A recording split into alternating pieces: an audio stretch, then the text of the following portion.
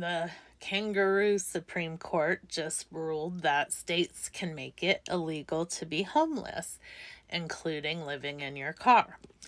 What happens when that's legal, you ask, and why does it have anything to do with disability? Well, it means that anyone who's living in their car or living in the streets in any state or city that wishes to criminalize this can fine and imprison people and send them to for profit prisons where they can work for 6 cents an hour, basically slave labor, which does already exist, by the way.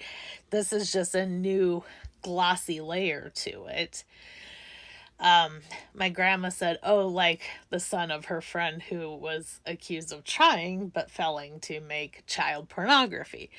And I said, yes, friend's son deserves that, although, the labor part's a little, but I said, but somebody sleeping in their car? And she said, no, that's just ridiculous. And what's so scary about it is disabled people, by and far, are the most likely to be homeless. And especially if you're queer and or a person of color, many of us stay with bad families and bad relationships because it's that or the streets. I know I am. And when my grandparents go, it's been made very clear to me, by the way, they're in their 80s, that when they die, I am shit out of luck. And I get $933 a month, which no, you cannot live on in Iowa, surprisingly. And no, you don't get food stamps to match. I got $60 on food stamps once I got disability. So, anyways, what's extra concerning about that, outside of we being jailed just for being poor and people who aren't disabled as well, you're disabled, so you're fined and or imprisoned for being homeless, right? One, you're probably going to lose. If you have a car, they'll probably take it. And two, if you are put in the for-profit prison system to work, you'd think, well, maybe my medicines would be enough that it wouldn't be worth imprisoning me. For instance, it takes $12,000 a month to keep me alive, which I do not have, by the way, but the government does. Well, I think they negotiated down, but it's still a lot of money. Would a prison pay that? No, because prisons are very lax about human rights in the United States, which, by the way, we have, of the fourth largest population, we imprison 25% of all prisoners in the whole world. We have the highest incarceration rate, and that's right now, not including this anti-homeless bullshit.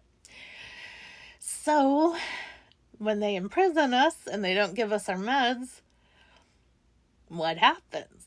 A lot of us will die, or will get sicker. There's your concentration camp for disabled people, which I've long believed was coming soon. Trump alone isn't just bringing it. SCOTUS, per his picks, has already done this, and it's under genocide and Biden. But we all know presidents and politicians don't give one flying shit about us. They reference us being below the poverty line, but do nothing to fix it. Somehow they can take our benefits away, single-handedly, but they can't give us any. America, yay!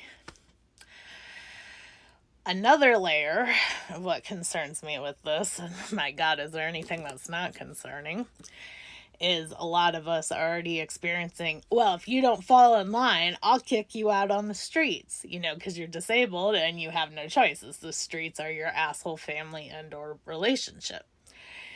Then what's the next way they're going to do that? Oh, well, I guess you'll go to jail then if you don't fall in line, because I'll kick you out on the streets. My whore mother used to threaten me with sending me away to a girls' reformatory nearby, and she was quite serious about it. I never stole, smoked, did drugs, got in fights. I did nothing. But she was sure she could get me there, and she probably could if she paid enough, but she is very skint, so... this is a woman who convinced social services that they shouldn't be investigating my parents. They shouldn't be investigating me, a 13-year-old with scoliosis who was terrified of my parents. My dad threw me against the fridge during this time, Don't worry, they didn't care about the massive black eye I had. America. So all I can picture is someone like my whore mother saying to a disabled person, or somebody just hanging on by a thread regardless of disability or not, well, you do what I want or you're out on the streets and then you'll be arrested.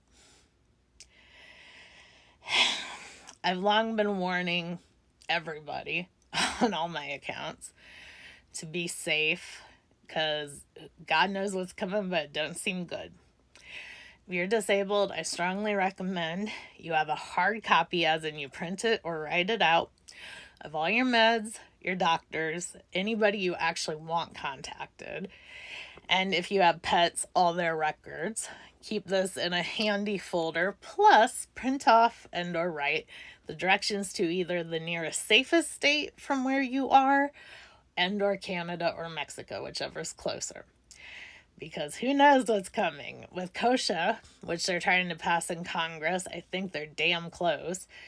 They want to make a czar of the internet who could shut off anything they don't like. And don't worry, it's not publicly scrutinized. They can just do it.